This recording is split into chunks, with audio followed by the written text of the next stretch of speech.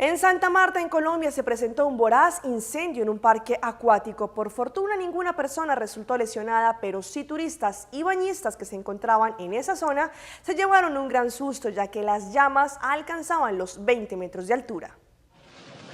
Este es el momento en que un voraz incendio consumía las instalaciones de un antiguo parque acuático que funciona en plena zona turística del Rodadero en Santa Marta. La conflagración despertó el miedo y la zozobra entre bañistas y turistas que se encontraban en la playa. El Rodadero del CAI vinieron hasta acá corriendo para ver qué sucedía, algo grave, como vimos tantas ambulancias y tantas vainas y patrullas, alertando a todos. Nos sorprendimos, de repente vimos fue en llama esto. Varios testigos afirmaron que el incendio fue provocado por personas que fuman en esta zona de la playa y que probablemente una de las colillas fue la que ocasionó la conflagración. No, vimos que unos muchachos salieron corriendo de las instalaciones de la ruina del parque acuático. Inmediatamente se levantó una llamarada, alta llama, como de 20 metros de altura. Las autoridades de bomberos de Santa Marta iniciaron una investigación a fin de conocer las causas reales del siniestro. Sí hay que tener en cuenta pues este fuerte verano y los fuertes vientos que se están presentando en la ciudad. Eso acelera pues la velocidad de propagación de los incendios, teniendo en cuenta que el material combustible es pura palma seca. De acuerdo a los bomberos, el incendio solo dejó pérdidas materiales, pues ninguna persona sufrió lesiones, ya que el lugar se encontraba abandonado desde hace un año. El ayuno de Semana Santa comenzó antes para los venezolanos. En 5 estados de ese país las carnicerías tienen las neveras vacías, según ellos porque los comerciantes aseguran que no pueden vender el producto al precio de la regulación impuesta por el presidente Nicolás Maduro. Beatriz Adrián de Noticias Caracol recorrió varios frigoríficos en Caracas y nos cuenta lo que allí encontró. Ni carne ni pollo tienen los venezolanos. Más de una semana tienen las neveras de los frigoríficos vacías. Y es que han sido multados por la Superintendencia de Precios Justos por no vender a precios regulados. Pero los carniceros dicen que no van a vender a pérdidas. Huesos y neveras limpias, esto es lo que encuentran los venezolanos al acudir a los frigoríficos. Están matando a los venezolanos. No hay nada para comer.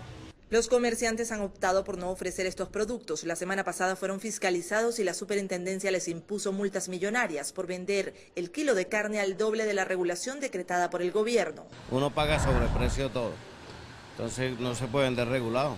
Mientras tanto, los trabajadores esperan sin tener a quien atender y los consumidores, ni en este conocido punto de venta de pollo, consiguen algo para el almuerzo. Terrible que nuestros compatriotas tienen que reflexionar para salvar el país y si no, lamentablemente, el que no sirve se va.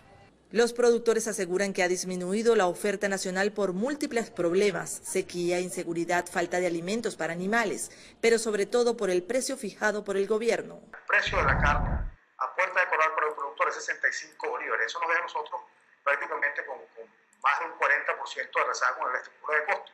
La producción nacional solo abastece el 38% del consumo del país.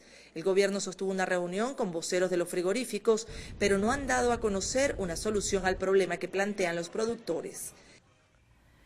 La decisión del copiloto de estrellar el avión comercial con 150 pasajeros a bordo puso a las autoridades a evaluar las medidas de seguridad de las tripulaciones y que éstas deben cumplir antes de un vuelo.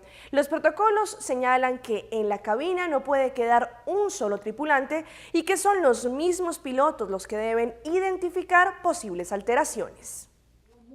Según la Asociación de Aviadores, en Colombia es más frecuente de lo que se cree que pilotos de aerolíneas presenten estados de depresión. El estudio arroja una cifra muy importante y muy grande, el 50% de los pilotos con problemas de depresión, al igual como el 90% con fatiga y con exceso de somnolencia diurna. Pero los expertos sostienen que es casi imposible que las aerolíneas detecten comportamientos extraños y por protocolos de seguridad son los demás tripulantes los que alertan de la necesidad de un relevo. Hemos visto capitanes que llegan y le dicen a uno, estoy mal, tengo preocupaciones, mi papá está enfermo, mi señora está a punto de tener el hijo, me toca irme 3 días y lo más seguro es que esté, que es la que me necesite.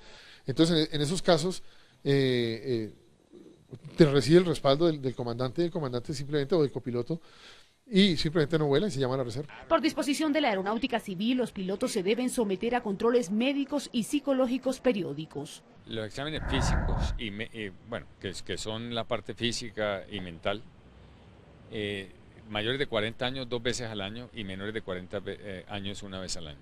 Está totalmente prohibido en el caso de Colombia que la cabina quede solo con un tripulante en caso de que el piloto se deba ausentar al baño. La jefa de azafatas entra por seguridad a la cabina hasta que el piloto regrese. Lo que sí les garantizo en las aerolíneas colombianas es que siempre hay 2 personas en la cabina. Cuando un piloto va a salir, alguien de la tripulación ingresa. ¿Por qué? Porque la puerta es blindada y es muy pesada.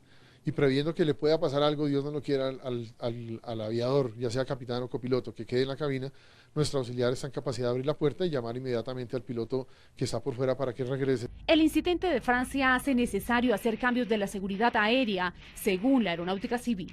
Va a traer un estudio de lo que se tiene y cuáles son los cambios que se podrían implementar para minimizar un problema como este. Pero los expertos señalan que es casi imposible que un pasajero detecte un comportamiento extraño en la tripulación. Es el momento de una pausa comercial, pero no se despeguen porque ya regresamos con más información aquí, en Pulso Latino. En breve. Desde ya se pueden ver carpas en las playas de Aruba debido a la llegada de la temporada de campamento de Semana Santa.